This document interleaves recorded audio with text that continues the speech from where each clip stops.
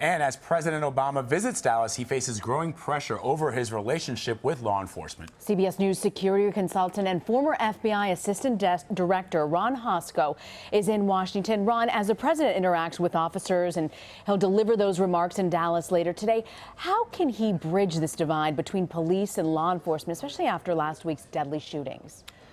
He can take a step forward by giving a compassionate, healing, understanding view of what the police face in America every day and share the pain of this loss with them in a way that doesn't, in the same speech or in the same sentence, suggest that the cause of this is race-based policing. Too often in his term as president, and this goes back to his comments about an engagement between Cambridge Police Department and a Harvard professor, where he, without knowing the facts, made a comment about the police acting stupidly. And then you jump forward to 2 years ago, where 3 White House representatives were sent to the funeral of Michael Brown, who attacked a police officer in his vehicle while in uniform in a fight for his weapon. And the president's comments too often seem to suggest to law enforcement that we are to blame for an attack on us because we're all racists. And of course, law enforcement rejects that. They are troubled by it. They have asked the president to engage on other more helpful levels. And they are troubled by this kind of constant dialogue that they've had with him.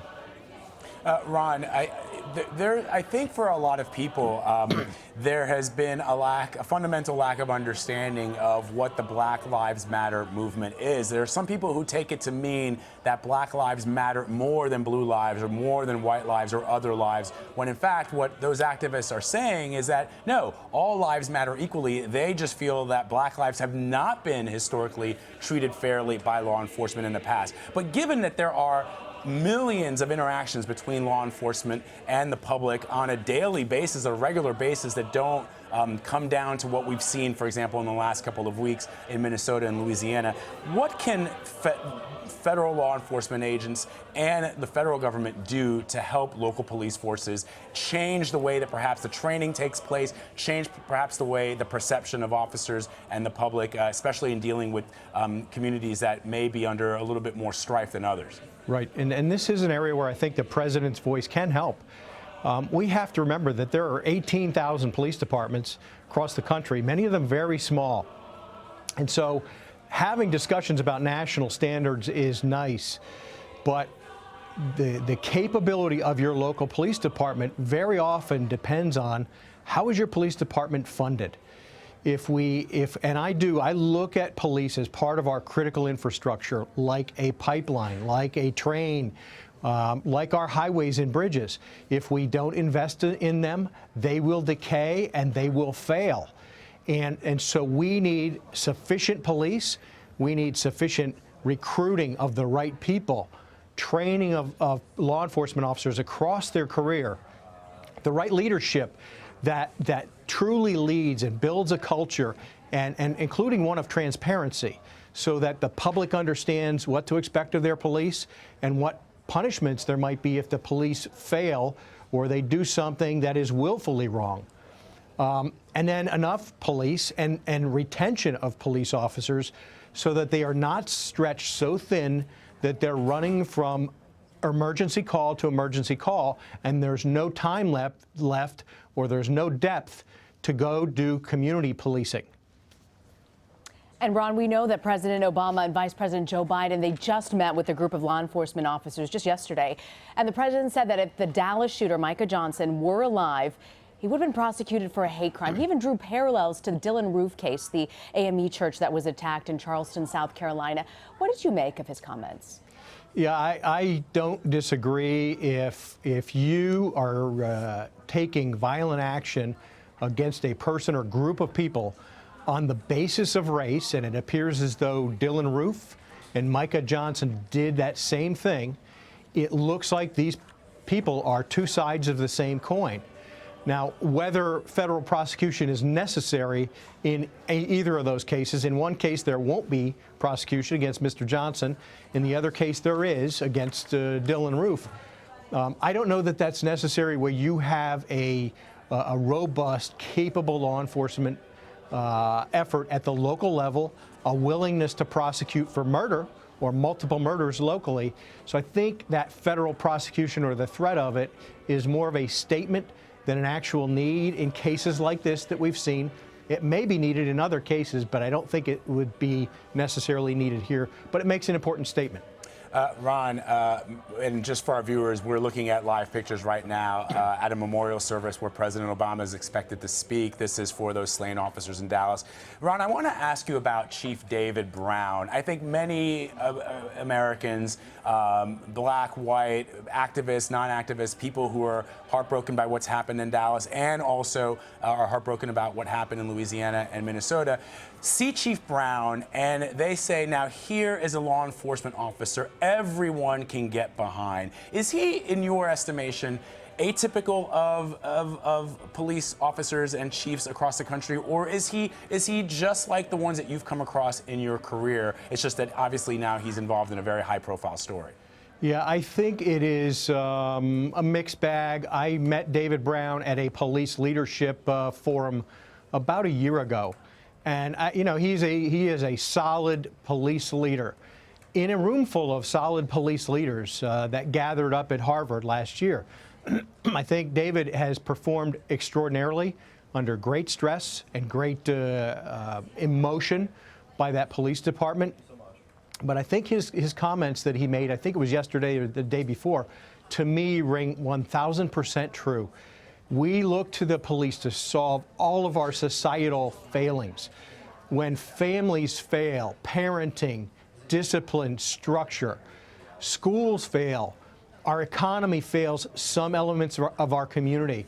When parents are sending their kids to school hungry and they cannot learn, and kids become disruptive in class so that the class can't learn.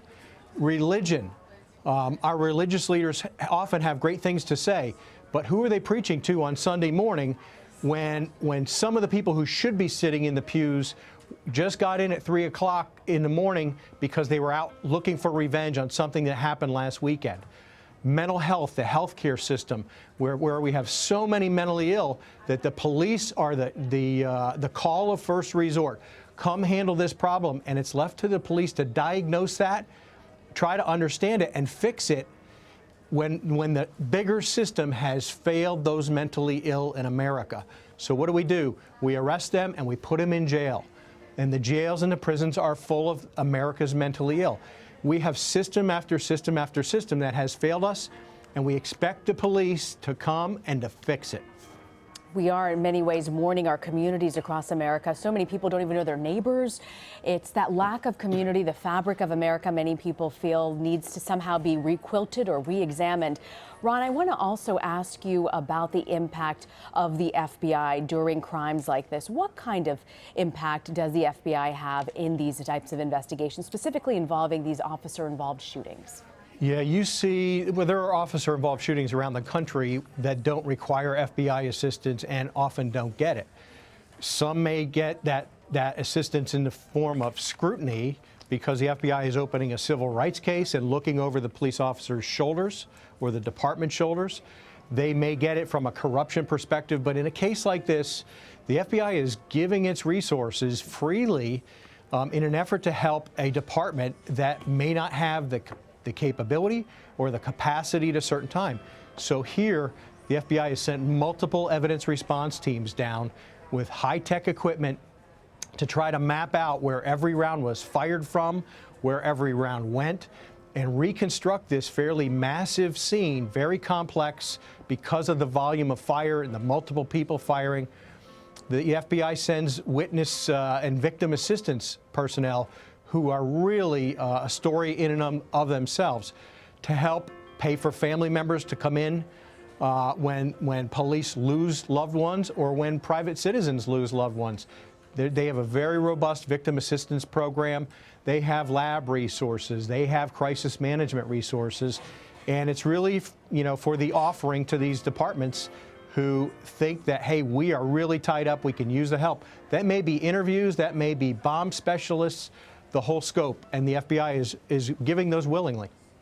Ron, I want to ask you, the Second Amendment is one of the most cherished amendments in the United States, and there are millions of law-abiding Americans who own weapons. But when you hear statistics, such as the fact that 33,000 people were killed with firearms in the United States last year, the idea that the country is awash in guns, and then we talk about police training and the fact that some officers are sometimes jumpy, perhaps, around people because they never know if that person may have a firearm. Is there some kind of a strange irony there that we have this right, but there's so many weapons and there's so many gun-related deaths that in turn leads to officers, in some cases who may not have been properly trained, to be afraid every time they confront somebody who may be involved in a crime? Because I spent most of my life in France. The French police are armed there. There are only 1,800 gun-related deaths in France last year versus 33,000 here in the U.S.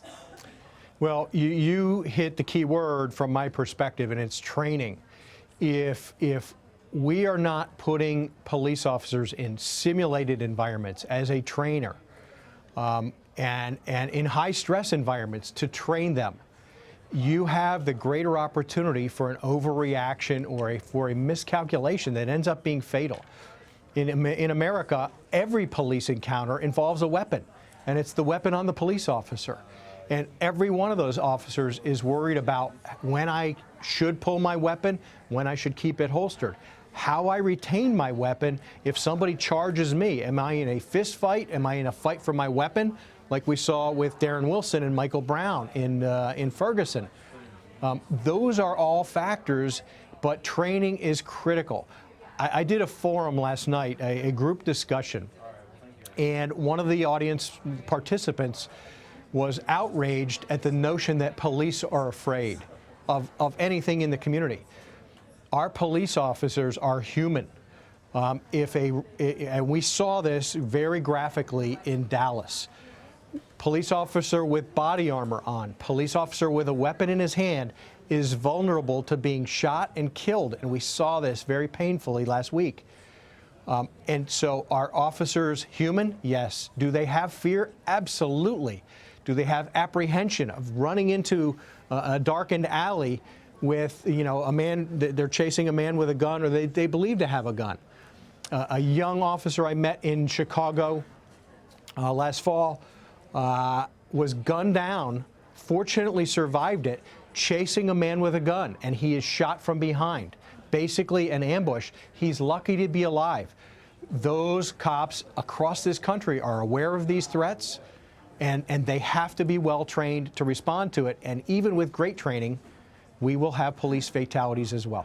And Ron, as you pointed out, the officers in Dallas ran towards the fire when those shots rang out during the peaceful protest that those police officers were there to protect. Those officers courageously ran in the direction of fire while the protesters rightfully ran away, and they deserve to be commended for that. Ron Hosko in Washington, we thank you.